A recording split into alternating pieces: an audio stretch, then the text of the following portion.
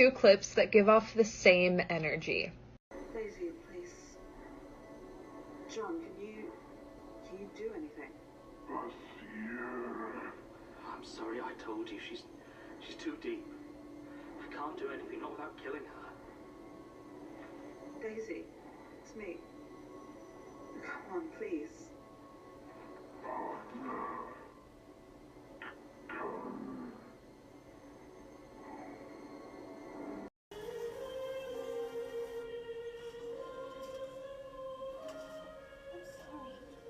Even with all our power, we can't do anything to change you back. I'm sorry. I'm sorry. Can we play now? Can we play now?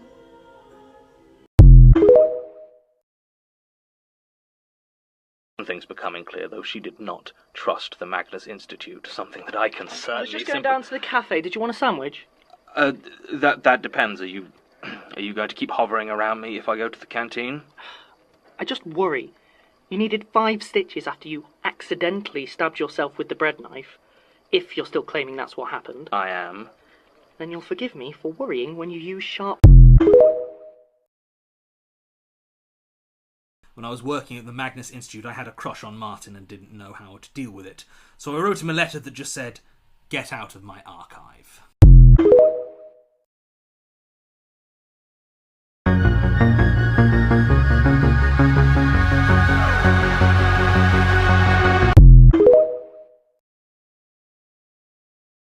Thing you've sold as an antique auctioneer? A book made of skin. Do we not learn?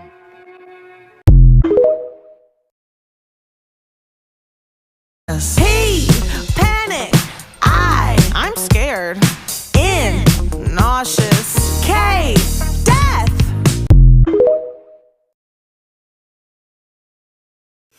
Okay, so for some reason, when Martin said that he was keeping a corkscrew on hand at all times in season 1 because of Prentice, I was imagining like a screwdriver.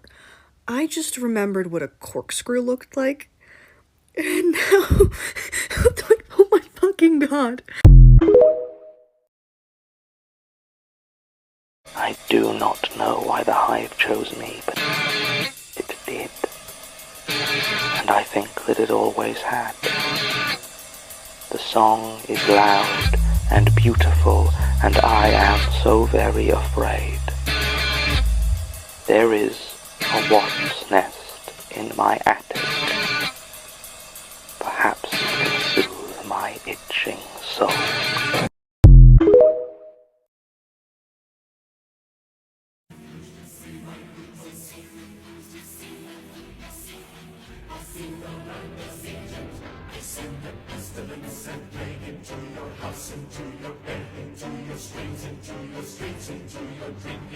I'm in Europe for a month, and last week I was in Budapest.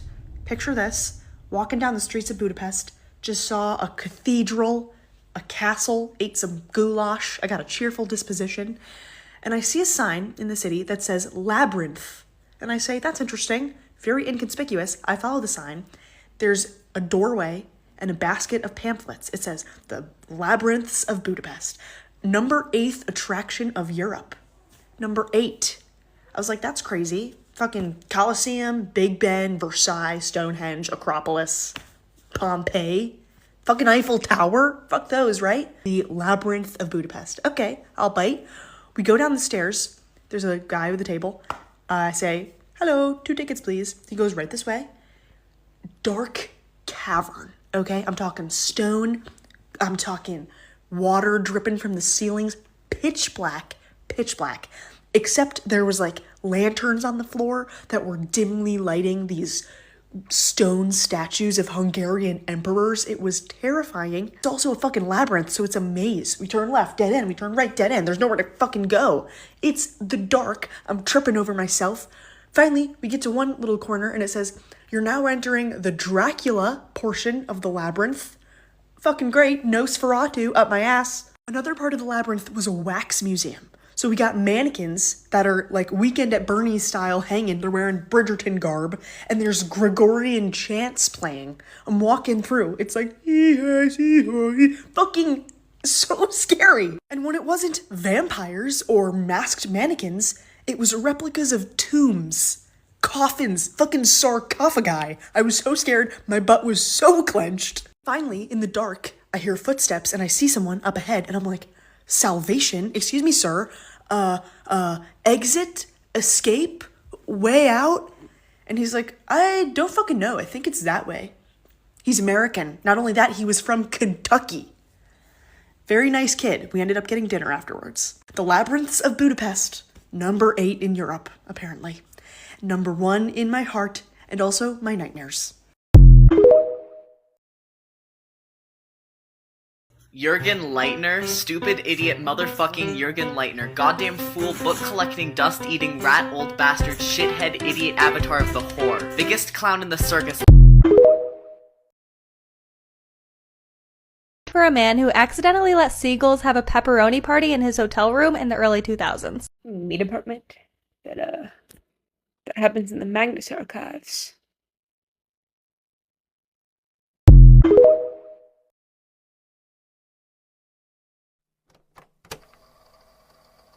Oh, hello. Are you still listening? Huh.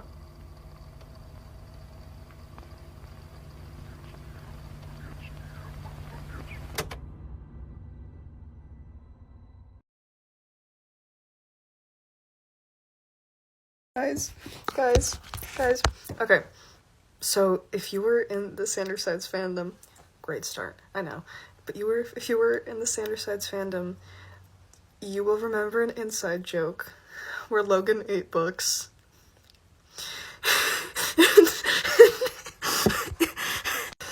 and I just realized that's just John now. If you went down the Sandersides to Magnus Archives pipeline, I'm so sorry. They're the same. I do not know why the hive chose me, but it did. And I think that it always had. The song is loud and beautiful, and I am so very afraid. There is a wasp's nest in my attic. Perhaps it can soothe my itching soul.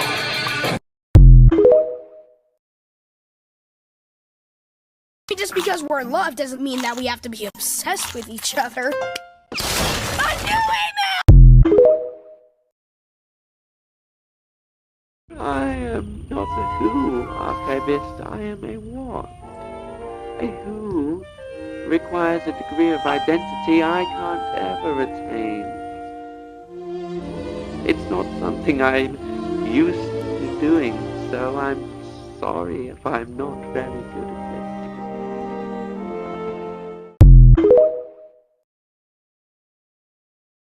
I am not a who, archivist. I am a what? A who requires a degree of identity I can't ever attain. It's not something I'm... But did you ever stop to think that maybe he was supposed to die? He's just a fucking kid! Well, kids die, Henry. They die all the time. I've done 2 prayers for us, my dear. And she said him to be. Get some, pull up the ladder when the flood comes. Throwing up open to the legs of some. 7 ways that you can eat your young. Come and get some. Scaring the children for a walk on. Put in front of the table, selling bombs and guns. Twinkling easy when you eat your young.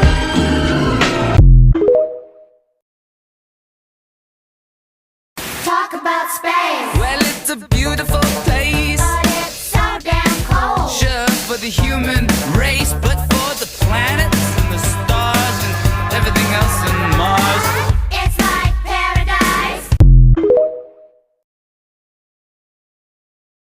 feel like we should put multiple eggs in there. Let's do it. Go big or go home, baby. Dude, that's why I like you. Yeah, I like you too. Kiss. Ethan? Not yet. I do not know why the hive chose me, but it did. And I think that it always had. The song is loud and beautiful, and I am so very afraid. There is a wasp's nest in my attic. Perhaps it can soothe my itching soul.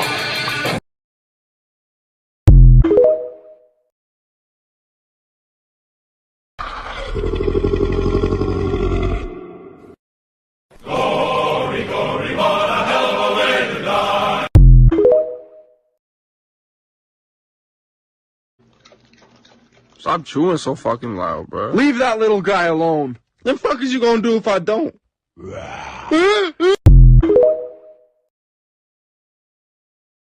Life's alright in Devil Town. We're right, no one's gonna catch us now. Dad has bought a new car now. We're fine, no one's gonna catch us now.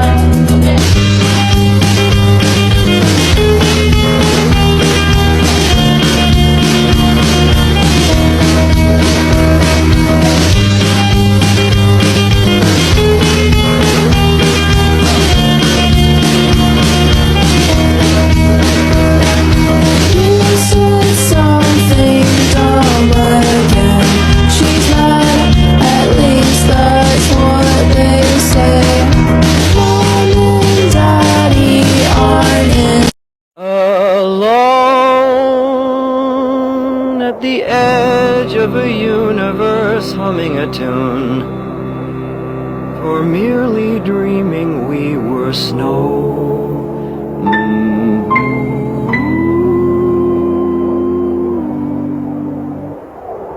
A siren sounds like the goddess who promises endless apologies of paradise. And only she can make it right. Ashes, ashes, dust to dust. The devil's after both of us. Lay my curses all to rest. Make a mercy out of me. Oh, ashes, ashes, dust to dust. Tell me I am good enough. Lay my curses all to rest. Make a mercy out of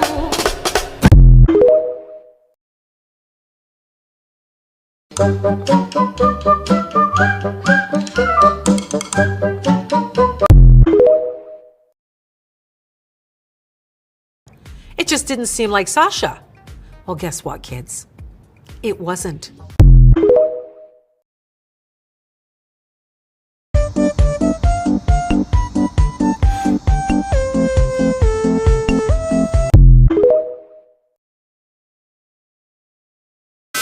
Is this your boyfriend, honey?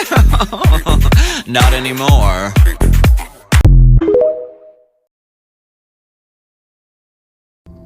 In ancient Egypt, dying was the most important thing a person would ever do. The Egyptians believed the most significant thing you could do in your life was die.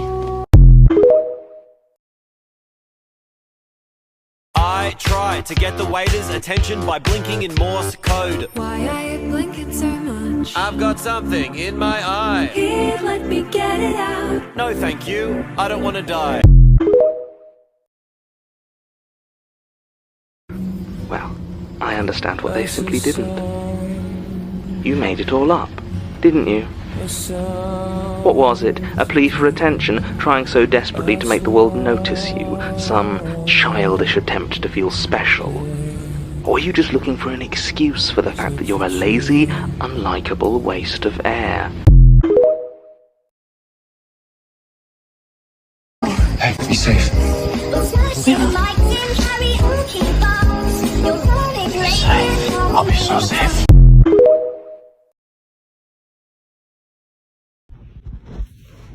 Yeah. What are you doing? What am I doing?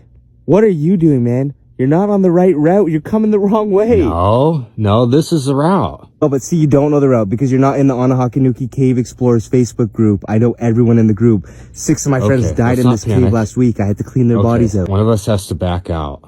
I could try to move back, but I have a feeling if I squeeze too tight, I might kill the cave salamander that's kind of just resting in my ass crack right now. How far are you coming from? I've been like a half a mile, maybe a bit more. Oof. Yeah, I'm about half a mile too. All right. Rock, paper, scissors. Who has to back out? Yeah, you know what? Rock, paper, scissors might not be a bad idea. Only thing, I can't really move my arms. Could we try? All right. No, that won't work. Oh, what, man? I'll just try going back. It's fine. You will? Okay, thanks for volunteering. Okay, I'm stuck. That's not happening. You can't? And I think I just killed the family of spiders that was laying egg into my gooch hair. Okay, I guess I have to back out then.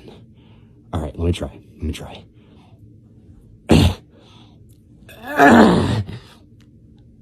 I can't. Damn it. So, are we like fucked? Fuck! I guess we are fucked. Oh, shit.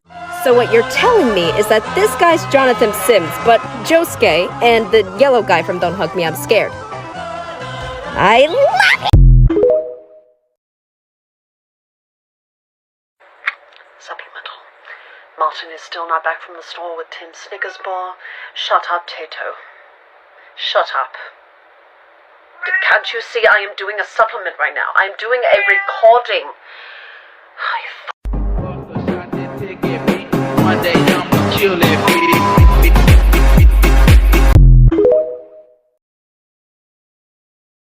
Ooh, a fresh pie? Save me a slice. That's good. Okay, that's good. Yeah, that's... Alright, that's good. Okay. Alright, okay, alright. Okay, that's good. That's good. It's enough slices! I witnessed something horrifying at Wendy's. Have you ever seen someone fill their cup with soda first, and then put the ice in? It happened twice yesterday. I was having lunch at Wendy's and watched in horror as a middle-aged woman went up, filled her drink to the brim with lemonade, and then put ice in. She seemed shocked when the lemonade splashed all over her arm. I continued eating my sandwich, laughing to myself. But then the same thing happened not a minute later. Her husband, a gray-haired man wearing shorts despite the cold weather, went up to the machine and filled his cup with Coke. Then pressed the ice. Splash. He yelped as Coke splattered all over his shirt. What are these people? Crazy? I shook my head, biting back laughter. I watched as the man took a seat next to his wife and pulled out his fries. Let's hope he eats properly. Geez. But he didn't. He plucked out a French fry, dipped it in ketchup, and stuck the other end in his mouth. Wait. What? I watched in horror as he repeated the process. He dipped the half-eaten fry in ketchup, the same end he dipped before, and then took another bite from the plain side. His eyes met mine. I quickly tore my gaze away and pretended to stare at my chicken sandwich. I took a few bites, checked my email, and then got up to refill my soda. I glanced over at the man. He was still staring at me. I walked up to the machine, keeping my eyes locked on the soda. I filled my cup with ice first, like a normal person, and then filled it with Dr. Pepper. But the entire time, I felt him watching me. I finally turned around and walked back to the table. As I did, my eyes fell on the wife. She was eating her burger upside down. The sesame seed top bun was pointing downwards as she brought the burger to her mouth and took a bite. And her husband was still staring at me. Okay. So they eat weirdly. No big deal. Right? I mean, I make peanut butter and honey sandwiches. And I've put ketchup on a salad a few times. But I couldn't shake the unsettled feeling in my gut. I finished eating, took my empty tray to the garbage, and dumped everything in. I glanced back. The couple was no longer looking at me, thank goodness. They were just munching away, both on the same side of the four-seater table, staring at their food. I walked down the narrow hall to the bathroom. But as soon as I clicked the lock shut on the stall door, I heard the loud creak of the door opening. Then footsteps. My heart plummeted as I saw legs under the stall door. Bare legs, despite the cold weather. It was him. I was sure of it. The shorts wearing, ice first, weird ketchup application man. Where are you, damn it? He shouted, his voice echoing in the bathroom. My blood ran cold. I clamped a hand over my mouth, trying to muffle my ragged breathing. I glanced at the stall door. It looked flimsy. Flimsy enough to kick in. Through the gap between the door and the stall, I saw a sliver of the man. Gray hair, black shirt, khaki shorts. It was undoubtedly him. He stood still, then slowly took a step. "I know you can hear me," he shouted. Every muscle was paralyzed. "He's going to unalive me. Or mug me." I never should have looked, never should have started. The crackle of static flooded the bathroom. "I can hear you," a voice said, through an unseen speaker. Relief flooded me. "Oh, he's on the phone. Thank goodness. Sam and I are in position. We're going to start in 1 minute. Be ready." A horrible tearing sound filled the bathroom. With a wet splat, the skin on his leg slowly wrinkled and warped, then cascaded to the ground. Nausea leapt into my throat and I cupped a hand over my mouth, resisting the urge to vomit. At first, I thought he'd somehow shed his skin and muscle, and just his bones were left. But, somehow, it was worse than that. So much worse. The white, bone-like leg stepped out of the skin and pooled on the floor, revealing long feet that ended in pointed black nails. The thing stepped towards the door, and I saw a flash of white in the gap between the door and the wall. Then it was gone. A split second later, I heard the screams erupt outside. Shrieking, terrible screams that shook me to my core. I leapt out of the bathroom, and in a panic, wrenched open the window. Like a coward, I rolled out onto the grass and ran as fast as I could, until I was in the center of town. The next day, I saw the report on the news. 7 wounded in freak accident at local Wendy's. All injuries were attributed to a small fire that broke out after the fryer malfunctioned in the kitchen. All patients are recovering well, but suffer no memory of the traumatic event.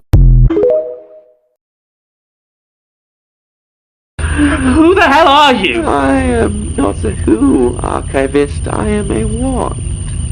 A who requires a degree of identity I can't ever attain.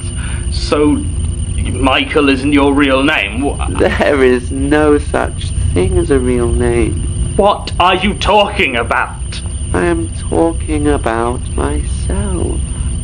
It's not something I'm used to doing, so I'm sorry if I'm not very good at it. You decided to appear down here and stab me anyway. I wanted to talk to you.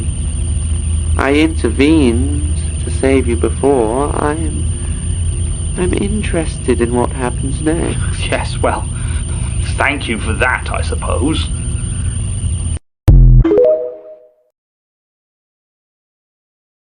Do you guys ever wish you can take your hair off like a wig and then unzip your... Well, now you can. Hi, I'm Danny. You don't want to know what I'm hiding under this trench coat. Why don't you come on over to my house? Sit down, have a drink, hold still.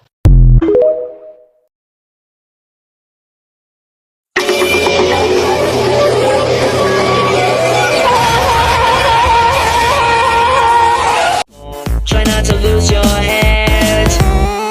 Prepare for the horrors. This night will keep repeating over and over and over until you make it to the end. They hide around the corners. You better feel your eyes and keep looking over your shoulder, 'cause you'll never be alone.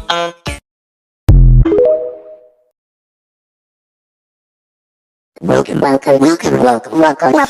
to your fate. Another word. It's just a little explanation of your desperate situation. You're a slave to attitude. It's just a complex application to a deadly confrontation. Oh, you're wasting my time. You're just wasting time. Something happens and I'm dead over heels. I get an awful lot of questions about it, so here's a guide on how you can get into the Magnus archives. First, accept that you will always be a little bit more off-putting than you were before for the rest of your life. Then you can find it wherever you stream podcasts, such as Spotify, Apple Music, Apple Podcasts, YouTube. It'll be there. Now on to questions. What order do I listen to the Magnus archives in? Technically, most of the episodes from Season 1 can stand on their own, but in order to understand the story fully as it progresses, you do have to start from the beginning. With the Magnus archives, each episode is titled Mag Number, episode title. So when looking for the first episode, you're going to want to find Mag 1, Anglerfish. It'll look like this. But I can't pay attention to what they're saying if I'm just listening to them or I have an auditory processing disorder. That's okay. There's transcripts for every episode. So there are official transcripts from Rusty Quill themselves who distribute the Magnus archives, but personally, especially as a mobile user, I prefer to use Snarp, this website. It's well organized, it's easy to navigate, and it doesn't glitch out on mobile. Plus, occasionally, it's kind of incredibly hilarious. How scary is it? I don't like horror. I actually hate horror. I have no stomach for it. I'm scared very easily, and the Magnus Archives really doesn't bother me. I fall asleep to the Magnus Archives. Personally, I've always viewed the Magnus Archives as more like bizarre and gross than it is scary. I can't promise that I'm the greatest measure for that because I can't picture things in my head, so maybe to someone who can, it's a little bit scarier. But the most reaction I ever have to the Magnus Archives is just Tape recorder sound. Worms. Probably something really nasty about worms. Weird description of flesh. Ugh. Plus, with the website that I just listed for transcripts, there's a trigger list for every episode, so if you have a particular fear or phobia or trigger, then it'll be listed there. Slightly less important information, but information that I'm very glad I knew while I was listening to it. Do not Google anything. It doesn't matter how simple your question is, you will get spoilers. The results will always have Wikipedia pages that list some terrible spoiler before you even open it. If you have questions, get yourself a friend that's finished the series and ask them. Lastly, the Magnus Archives is 5 seasons long and runs for roughly, according to Reddit, about 100 hours. Which, yes, sounds intimidating, but there's no rush to finish it, and the episodes individually are about 24 minutes long, so they're quite easy to consume, like statements and notebooks. If you have any more questions, you can comment them and I'll make a second video. I did not go to college for the Magnus Archives, but I have listened to like 400 hours of it. So, I think I should be able to be helpful. This one is for fans of the Magnus Archives. Now, so many of you were quick to call yourself monster fuckers when it was a curly-haired blonde with big pointy hands or a gender-bent Human Torch, but as soon as the Rusty Quill gave you bona fide monsters, oh, they're too scary, they're too creepy. Cowards. Hello, Professor. I will be a little late to class today. I'm not sure how late, but I will be there. I have been trying to find a way out of my room for over 20 minutes. There is a very big bug between me and the door, and when I move, it moves. And when it flies, its wings make this awful whirring noise like some vassal of horror. We are locked in a stalemate, and I am at every disadvantage. And I wholeheartedly believe the bug is aware of this. Respectfully, I am in tears.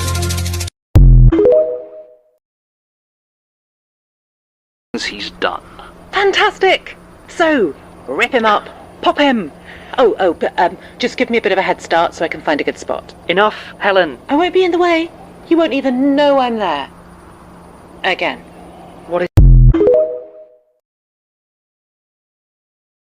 You don't sound Russian?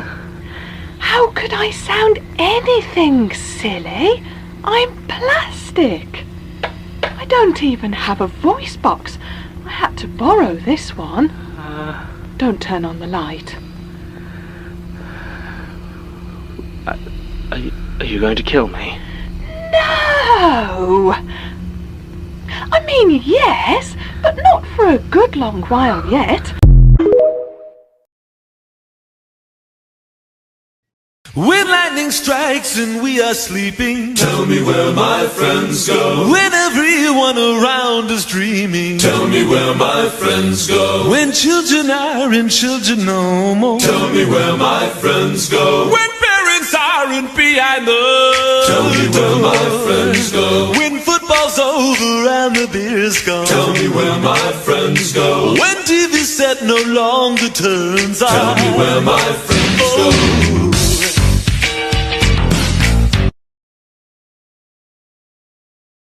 But if all you got is your own two legs, just be glad you got them. Wait for me, I'm coming. Wait, I'm coming with you. Wait for me, I'm coming too. Hard, isn't it? Trying to ask prying questions at terminal velocity. The air, it doesn't leave your lungs like you expect it to. I mean, I know you're still sat down. You know you're still sat down. But whether your body knows it when I decide you hit the ground, that's something I haven't made my mind up about yet. A little bit of privacy. Is that really so much to ask? I suppose it is.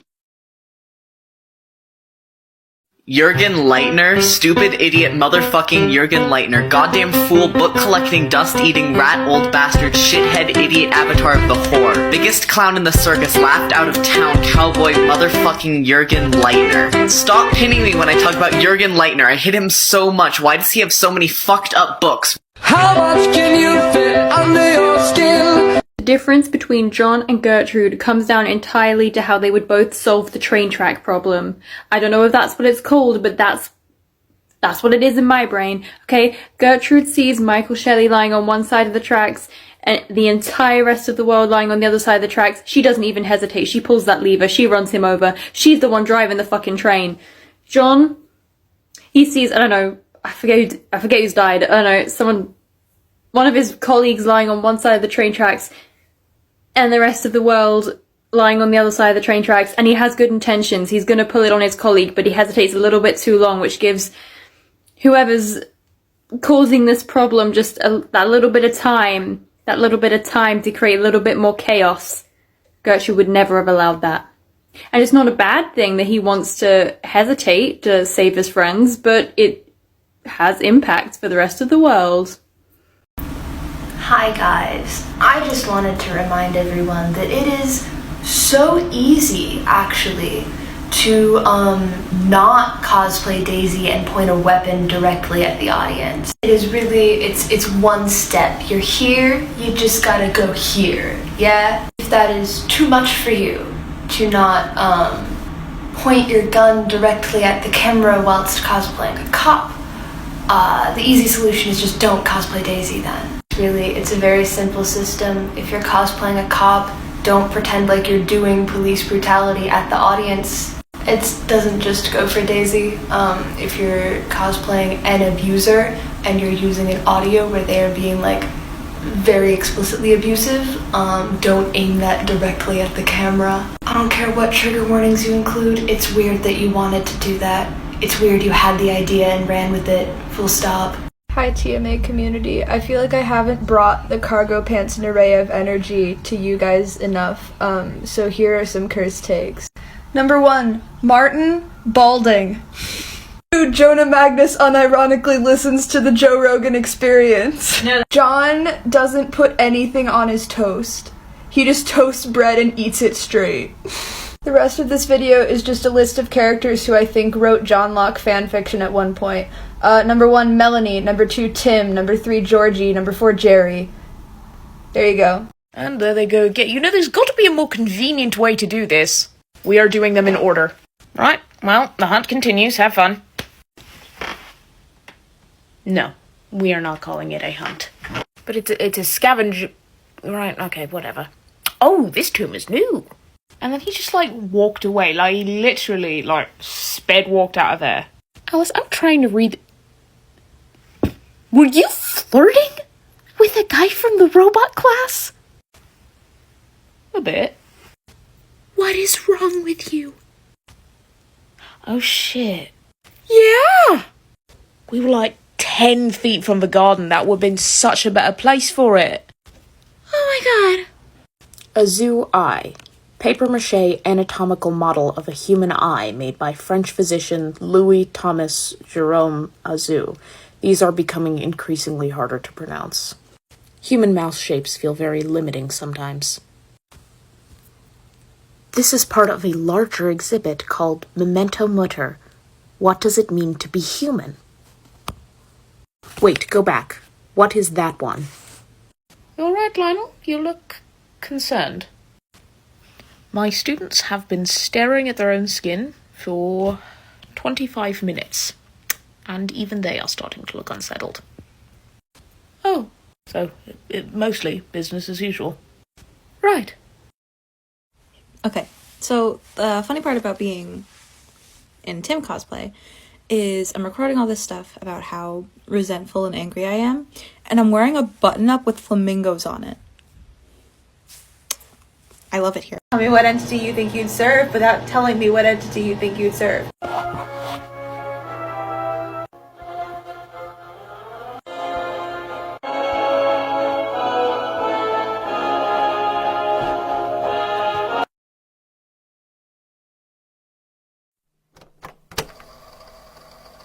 Oh, hello. Are you still listening? Huh.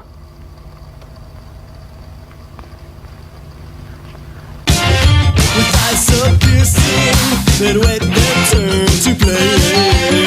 Perfect patient lines, because I was in there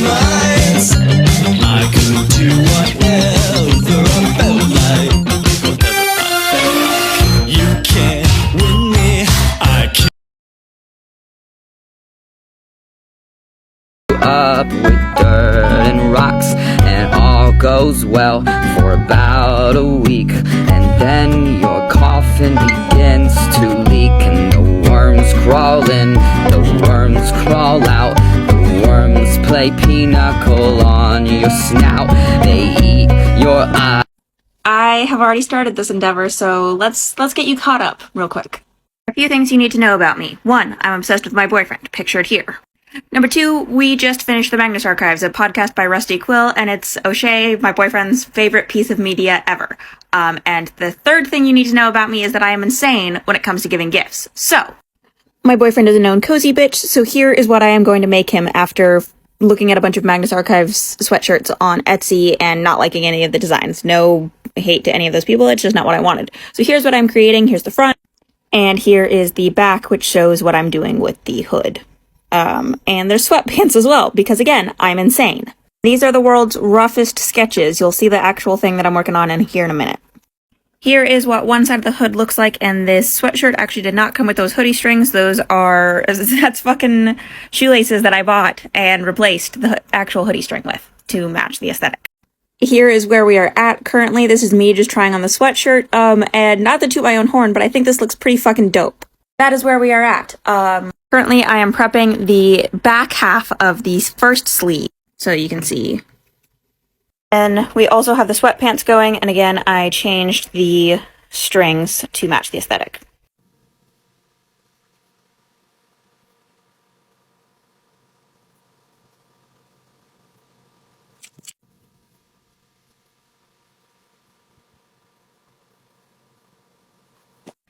We're so much farther. I'm so sorry, I don't record things.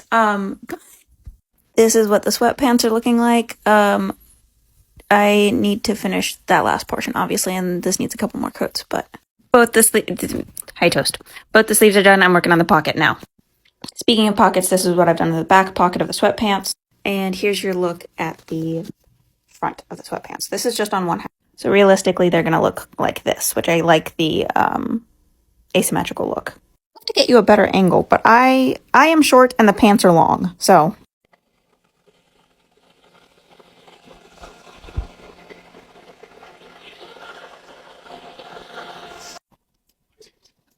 Fun fact, most wrapping paper isn't recyclable, but I do have this black, like, bulletin board paper.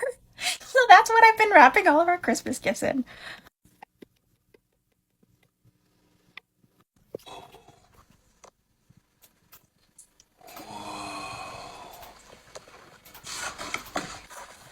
Holy shit.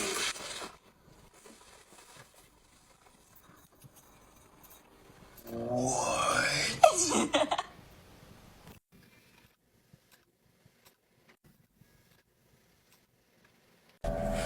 Ignore that I'm bleaching my hair, but I feel like you can fix any bad day by imagining how mad Jonah Magnus got when they made cocaine illegal. I have 2 headcanons about Jonah Magnus / Elias. 1, he's racist, 2, he does coke.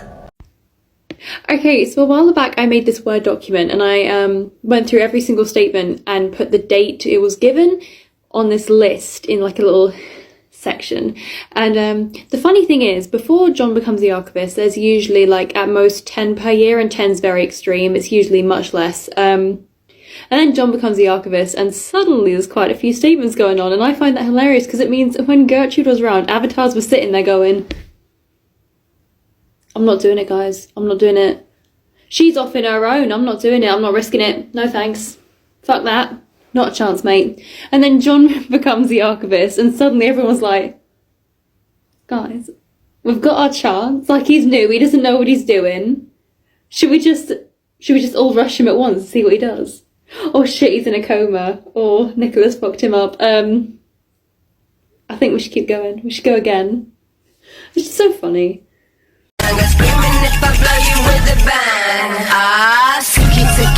I'm coming in the Cherokee gasoline. There's steam on the window screen. Take it. Wheels bouncing like a trampoline. When I get to where I'm going, gonna have you trembling.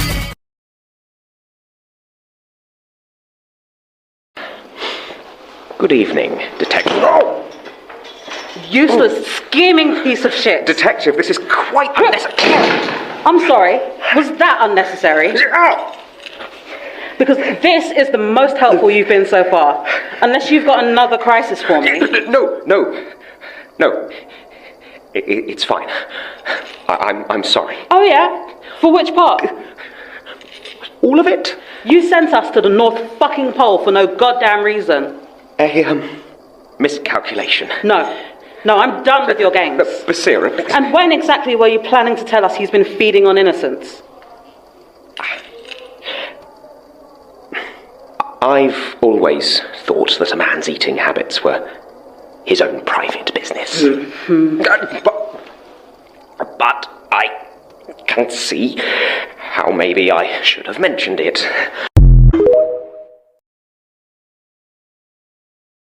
TMA fans, I've got your history right here in the sidebar. You want me to blast you? There are two distinct factions of Magnus Archives fans. Type 1 is your mid to late 90s children who are living in their early to mid 20s who read Homestuck in the early 2010s, and so they've already consumed their trauma porn and are living an Adam Savage circa 2006 I reject your reality and substitute my own type beat. And then there are the teenagers who this is their first piece of tragic media that they've ever consumed, and so they're sitting there enjoying their tragedy porn, living peacefully knowing that they never had to read Homestuck in their formative years, and therefore they're not used to consuming things that they know are gonna end badly, which is why they're so focused on making sad content. Unless you're me. I just like being sad in general. I actually found a stash of tea under the kitchen sink. I realise we don't need to eat or whatever, but, you know, that doesn't mean that we... Yes. All right. We've got this. Apparently so. Good morning. I've come to the conclusion that nothing scares me more than a Magnus Archives fan who is making some good points. If you have like a plausible theory about the ending or about what's going to happen to John, I'm scared of you. The actual, like, horror of the source material, that's fine. I breezed through that shit. It's okay. Yesterday on Tumblr, I saw someone say that John can probably only remember things that have been recorded on tape, and I had to go lie down for several minutes. Tour of my room, part 4, I believe. Let's recap. If you don't know, this is my bathroom. This is my keyboard wall. This is my other keyboard wall.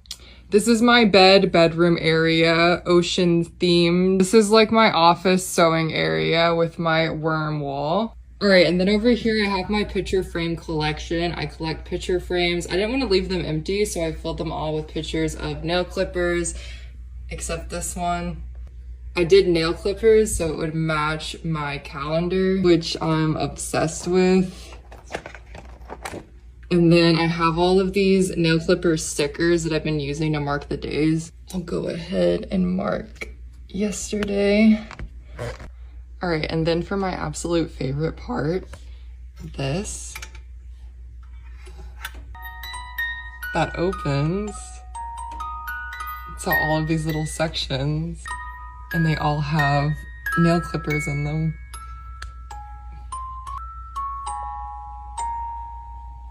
And then it opens like this all the way, and you can grab your nail clippers. And then it slowly closes back up.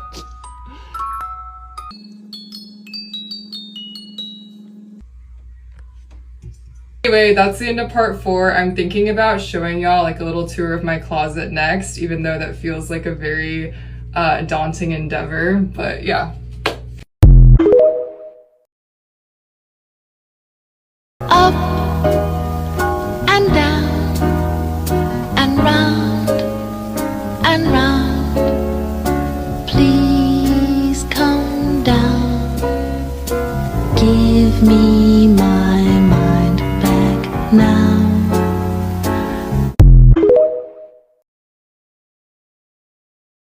Hi, I know that you were just like traumatically attacked by worms a couple weeks ago, so I got you some tea, and if you ever need to talk about it with someone, just I'm here for you. I've also been trying to do a little better at my job. I know that you were really mad at me for being bad at my job, I guess, before the whole traumatic worm thing, So just, I'm here for you, King. Bestie, you're not gonna fucking believe this. Statement begins. It's still there. Still watching me. There's nowhere I can go. No place I can hide. But it doesn't keep looking at me. I don't know why.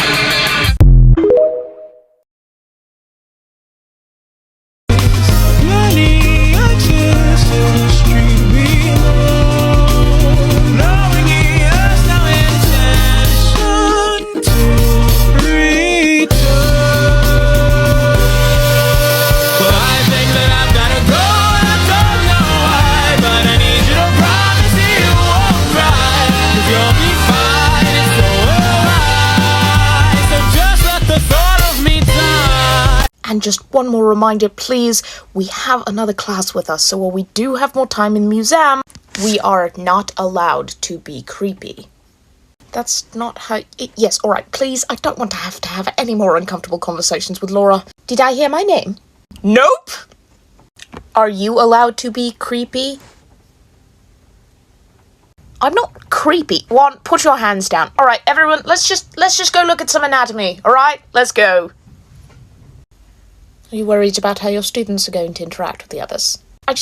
They're strange with people. Oh, they're all adults. And look, they're making friends already.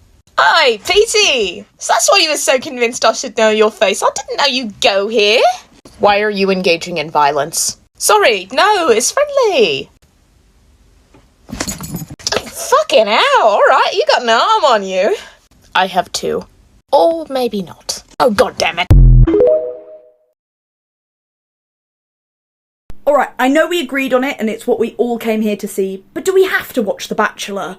I have to say, I'm with Martin on this one, and I'm also not entirely sure how you convinced us we were going to do this in the first place. You guys just aren't getting this. This show is a work of art. It's got passion, intrigue, romance, and also chaotic stupidity. It's like Us, but worse. I never really understood the appeal of this show.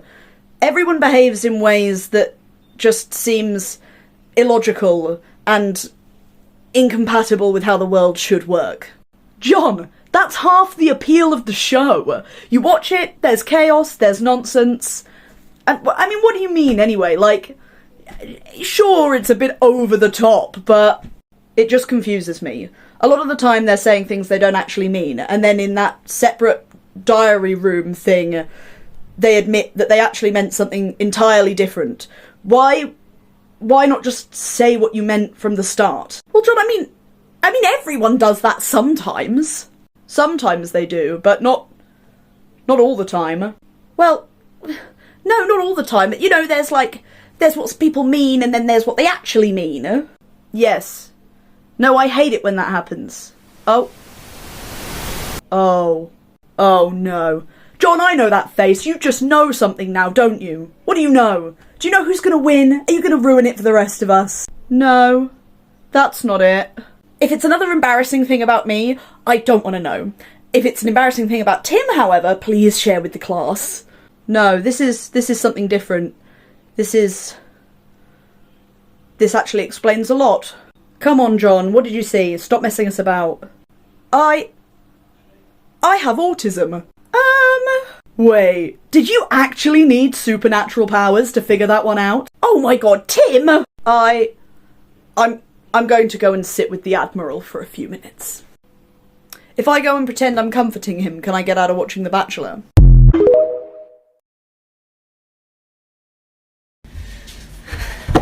Okay. You know that thing where, if you say something as a joke enough times, you start saying it unironically? Does Ben Meredith say "nya" just in everyday life? Like, even if he doesn't yet, there's going to be a point where we've made him say it enough that it just leaks into his everyday vocabulary, right? I just woke up and I need to get this out of my head. Okay, so the Magnus archives. I'm on my 5th re-listen, and I've been wondering increasingly what it would look like at the Usher Foundation with the archive staffs, and generally how statements would sound. Because one thing about the US is we're not afraid of confrontation. So I'm thinking specifically of episode 25, when Natalie was joining the People's Church of the Divine Host, and her roommate Kathy and her boyfriend were like, sis, what's going on? Why is it always dark in our apartment? Like, and then they found out that she's unscrewing the light bulbs. That would have been a whole fight. And I know it in the US. I've had so many roommate situations, and people have left passive aggressive notes, and it always escalates. And this is what it would look like. Natalie, have you been unscrewing the light bulbs? Because like I haven't been doing it, and my boyfriend Mark hasn't been doing it. So are you just like trying to save costs or something? What's up? Yeah, I have been unscrewing the light bulbs in an effort to further my worship and just to be closer to Mr. Pitch. Yeah, it's required once my church. I'm glad you found something that's working for you, but in the shared spaces, I'm gonna need you to stop doing that. In your room, you can do that as much as you want. Or better yet, how about you just leave it in the dark, but then when people come back, you screw in the light bulbs. Compromise. That's cool. Like 2 weeks later. Natalie, we had this conversation a few weeks ago about not unscrewing the light bulbs in the shared spaces. And yet we are here, having dinner in the dark. For what? We're not watching a movie or a TV show. I don't understand. I'm tired. You want to move out so you can join your cult. You're in a cult, by the way. Call your dad. I want to move out so I don't have to be in this situation anymore. Let's just push up this move up date, okay? Actually, about moving out, I was going to ask if you wanted to join us. I was really lucky to get in at the end. 300 years is a long time to wait, and I could make space for you. Like I said, you're in a cult. That's not for me. I'm not joining that at all. But Kathy, Mr. Pitch will collect us soon. You're natural. You've been worshiping as we speak. Bye. Good morning, class. What has happened to your face? My face? I shaved my beard. I do not understand. Well, it was getting a bit thick, and I wanted to try a mustache, so shaved the beard. Shaved? Yes, hair isn't, it isn't a part of a living organism, so it can be cut painlessly. The follicles it'll grow back, but you can cut it, so I did. Shaved it. Can you grow it back now? No, it takes a bit of time. I am experiencing dislike. Okay, well, it's my face, and I quite like it, actually, so we have learned about this. This is a difference of opinion. Yes, thank you, Piotr, very good, and in my opinion, I like the mustache. Yes, because opinions are allowed to be wrong. Yes, I remember now. Alright, hang on! Rating the entities based off of how easily I would be recruited by them. Part 1. The corruption is 1,000 out of 10 because I do want to be consumed by what loves me, especially if what loves me is bugs or fungus. The dark is 4 out of 10 because I don't mind the dark, but it seems kind of boring. The slaughter is 3 out of 10 because I do want to go apeshit, but I'm scared of guns and war. The vast is 9 out of 10 because, yes, I do want to see sky blue. I do want to fall forever, thank you. The web is 2 out of 10 because I don't mind spiders, but I don't need another manipulative relationship. The spiral is 10 out of 10 because confusion, lying, bright colors, babe, I am already there. The stranger is 1 out of 10 because fuck you guys. I would literally rather die than see a mannequin move in real life. They get 1 bonus point because they have Jessica Law's voice and I love her voice.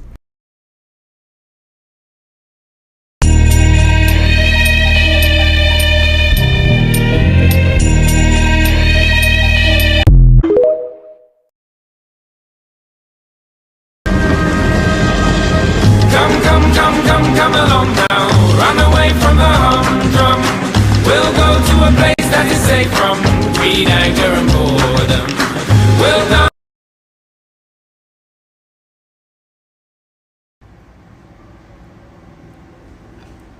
What do you say we keep these good vibes going?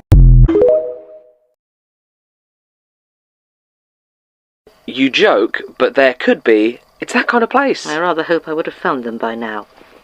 I like to think I'm not a complete incompetent. Until dementia hits. Given my choice to confide in you, I rather suspect it already has. Go burn your book. Gertrude. Hmm? What happens if we fail?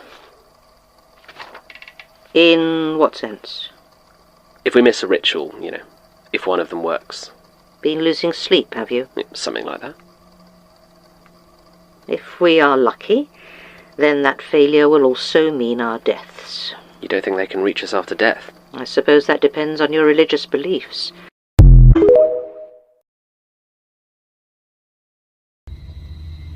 You don't want to do that. I mean, you can if you really want to, but you're not going to like it. Sometimes not being able to see something is actually quite a good thing. Who are you? Well, my father called me Nicola, and then I killed him. So I thought I rather deserved to have his second name too, which makes me Nicola Orsinov. Pleased to meet you at last. You killed Gregor Orsinov. Yep. He got really boring, and I'm a monster. I mean, what do you want me to do? Not pull him apart. I did use all the bits.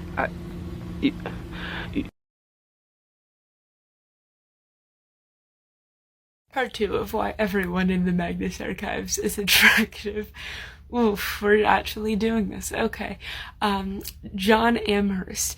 If you don't remember, he was the guy in the Field Turner's Tale, the Jürgen Leitner book, where he was in war and he kept getting sick, but coming back to life and getting sick again. He's immortal. You never have to worry about them dying first. You'll have them your entire life. And he gets everyone around him sick. I'm already chronically ill. I already have chronic pain. That's fine with me. It's not changing anything. And lastly, I just need to show you the fan art of him. Oh, a triphobia warning. But some people may find this questionable. This man is fine. Also, he keeps flies as pets. He attracts flies. They're good for pollinating. They're great for the ecosystem. He's an environmentalist. Need I say more? This one's really good. Run from your demons until you are exhausted. One day you will have to stop and find out what they want. Keep on running from those demons until you are exhausted. Alone at the edge of a universe humming a tune.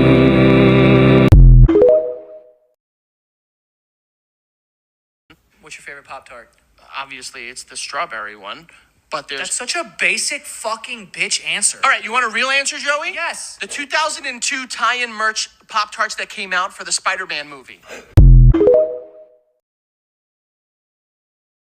Lucky for you, we're fully staffed, so... Hey, you ready? Oh, yeah. Whenever you are. Who were you talking to? Oh, I was,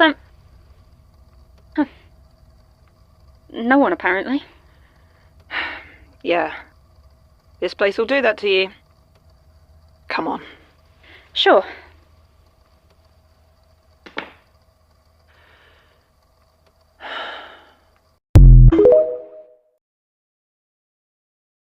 Tim, doesn't Martin like physical affection? Oh yeah, Martin's more touchy-feely than I am after watching a tragic romantic movie. Why do you ask?